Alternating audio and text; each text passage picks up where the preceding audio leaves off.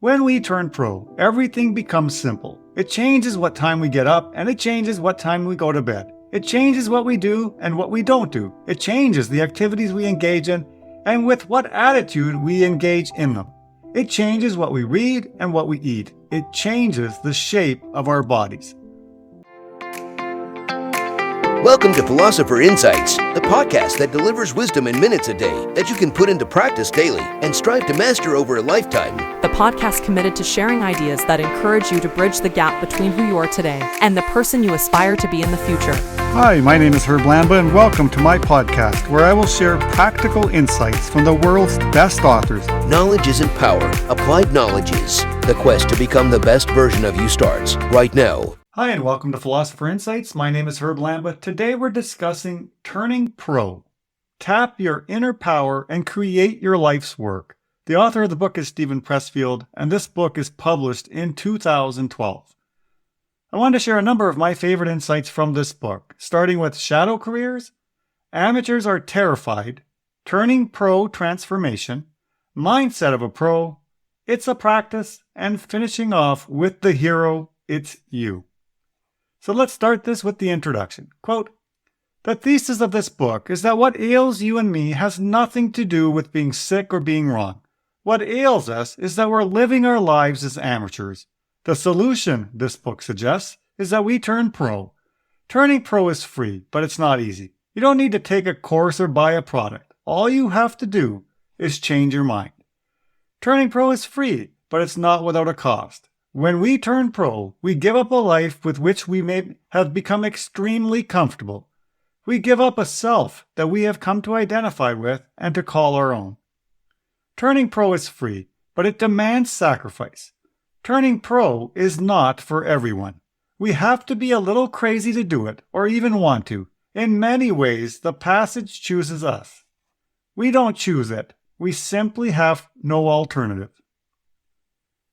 What we get when we turn pro is we find our power, we find our will and our voice, and we find our self-respect. We become who we always were, but had until then been afraid to embrace and to live out. Do you remember where you were on 9/11? You'll remember where you were when you turn pro." End quote. I have to say that this is one of my favorite passages from any book. So well written, and it really is a preview into how amazing this quick reading book is for anyone looking to take it to the next level. Turning pro feels like an instruction manual that walks you through how to create the work or life that you want. Turning pro is about putting on your big boy pants and actually doing the work. I love how Pressfield reminds us that turning pro is free, but it is far from easy. This book is divided into 3 major sections. The first is all about living our lives as amateurs who are completely overwhelmed by bad habits. The second shows you what it's like to turn pro using the power of positive habits. And the third section is about developing the professional mindset. It's a very quick read, but I love the book. Let's start with the first major insight. Insight number 1, shadow careers. Quote, "Sometimes, when we're terrified of embracing our true calling, we'll pursue a shadow calling instead. That shadow career is a metaphor for our real career. Its shape is similar, its contours feel tantalizingly the same, but a shadow career entails no real risk. If we fail at a shadow career, the consequences are meaningless to us. Are you pursuing a shadow career? Are you getting your PhD in Elizabethan studies because you're afraid to write the tragedies and comedies that you know you have inside you? Are you living the drugs and booze half of the musician's life without actually writing the music? Are you working in a support capacity for an innovator because you're afraid to risk becoming an innovator yourself? If you're dissatisfied with your current life, ask yourself what your current life is a metaphor for. That metaphor will point you toward your true calling." End quote. I think shadow careers exist in all domains, not just the creative world. I believe the most obvious sign you may be in a shadow career is if you're working where you cannot express your own creativity or talent. You feel restricted, and deep down you know you're not doing what you were put on this earth to do. You're not able to express your gift. You may be living a shadow life, and it's not that you're doing anything wrong. It simply implies that you're likely doing something similar to your true calling, but without the real work, or the risk or the rewards of the calling that you know you should be following. I certainly feel I've spent the majority of my career in a shadow life, because every day for so many years I woke up knowing I'm not living in true alignment with my purpose or my calling. I'm not making the impact that I know deep down I have the ability to make. It was a mixture of fear, complacency, and confusion that truly held me back. But thankfully, what I discovered is that it's never too late to start changing. Quote, when we're living as amateurs, we're running away from our calling, meaning our work, our destiny, the obligation to become our truest and highest selves. We enact the addiction instead of embracing the calling. Why?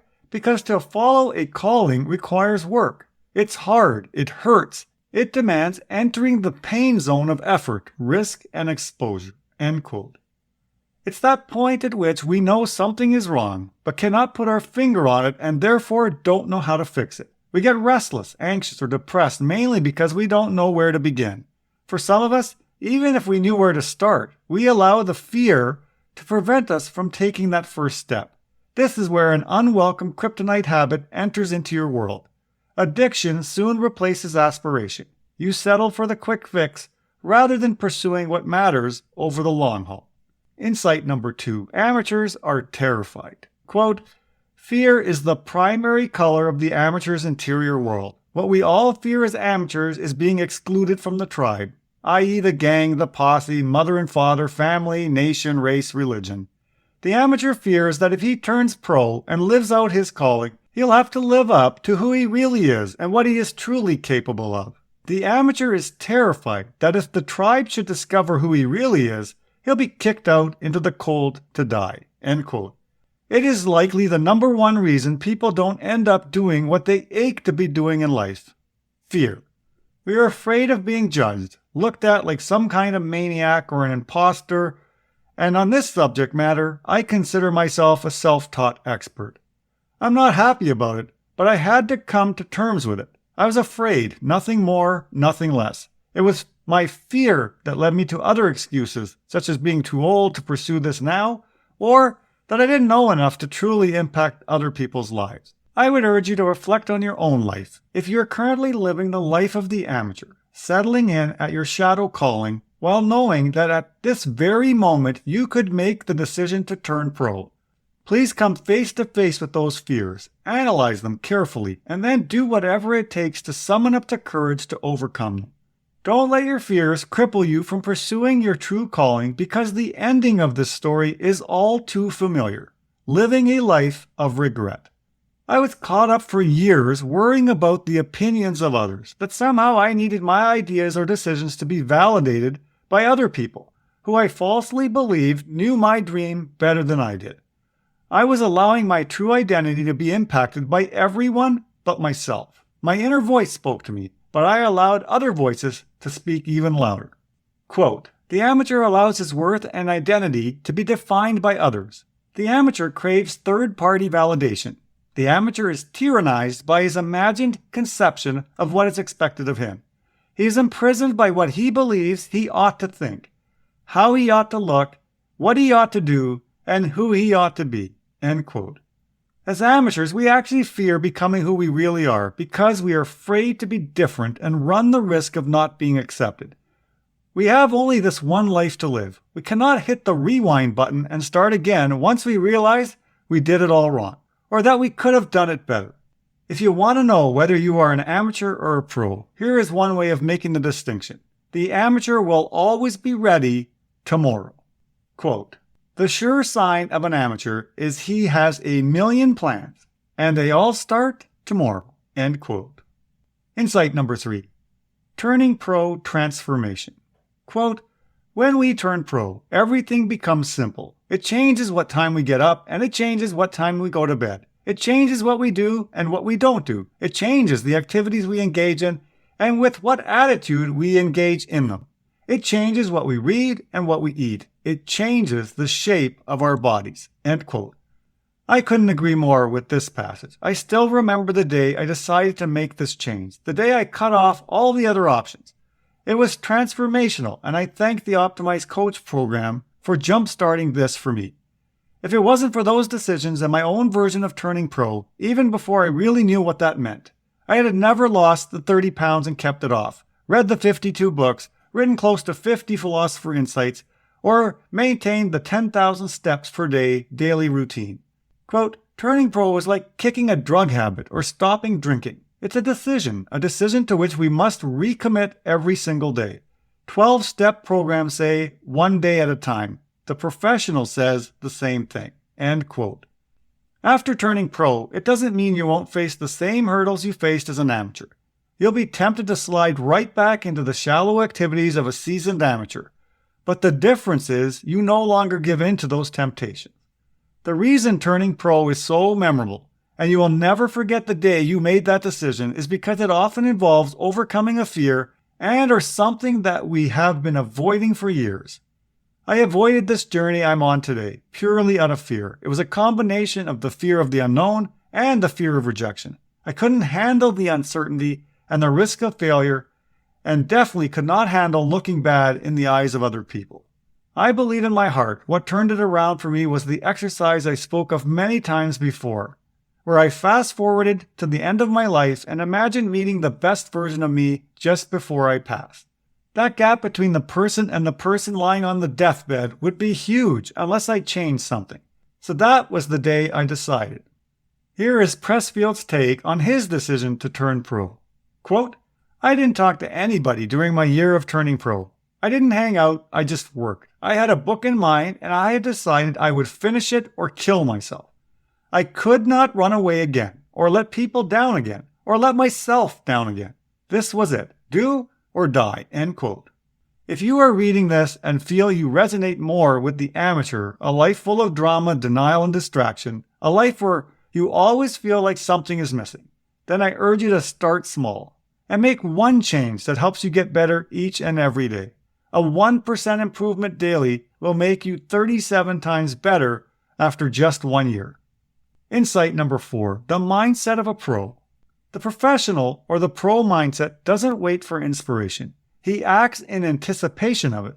The professional seeks out the opportunity to help others. Quote, the amateur hoards his knowledge and his reinforcement. He believes that if he shares what he possesses with others, he will lose it.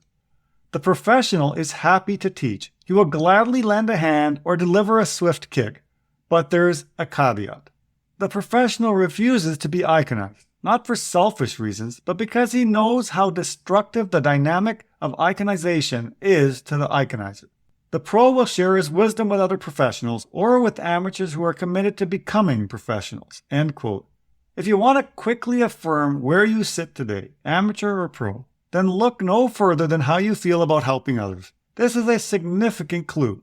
You cannot be in service to others if you're not willing to share what you learn and support your fellow professionals as you continue on this journey. Insight number 5, it's a practice.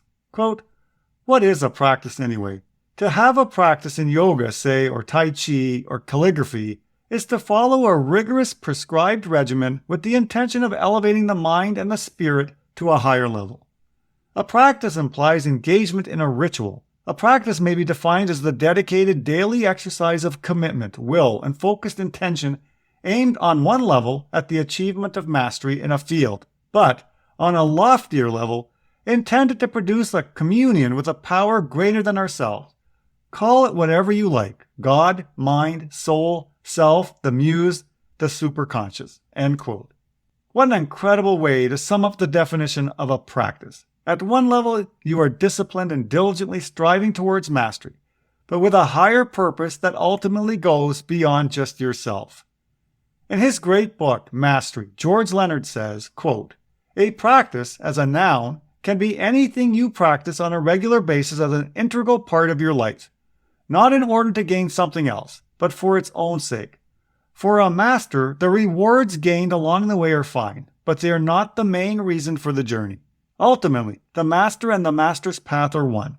And if the traveler is fortunate, that is, if the path is complex and profound enough, the destination is 2 miles farther away for every mile he or she travels. End quote. Those are 2 powerful ways of describing a practice. So let me shine the spotlight back on you. Do you have a practice? Why not make self-development a practice? Why not make exercise a practice? Why not make a better night's sleep a practice? Why not? Once you turn pro and establish a practice, it becomes a lifelong pursuit. Quote, "For us, there is no finish line. No bell ends the bout. Life is the pursuit. Life is the hunt. When our heart bursts, then we'll go out, and no sooner." End quote. Insight number 5. The hero, it's you. Quote, "In the hero's journey, the wanderer returns home after years of exile, struggle, and suffering. He brings a gift for the people. That gift arises from what the hero has seen, what he has endured, what he has learned. But the gift is not that raw material alone. It's the ore refined into gold by the hero, wanderer, artist, skilled and loving hands. You are that artist. I will gladly shell out $24.95 or $9.99 or 99 cents on iTunes to read or see or listen to the 24-karat treasure that you have refined from your pain and your vision and your imagination. I need it. We all do. We're struggling here in the trenches. That beauty, that wisdom, those thrills and chills, even that mindless escape on a rainy October afternoon, I want it. Put me down for it. The hero wanders. The hero suffers. The hero returns. You are that hero." End quote. The hero's journey is real. It's the willingness to go on your hero's journey that leads to change and self-actualization. Yes, it'll require unrelenting toil and labor, but that is because the struggle simply never ends. It never gets easier, and it's always day one. That is a quick look at my favorite insights from this incredible book, Turning Pro by Steven Pressfield.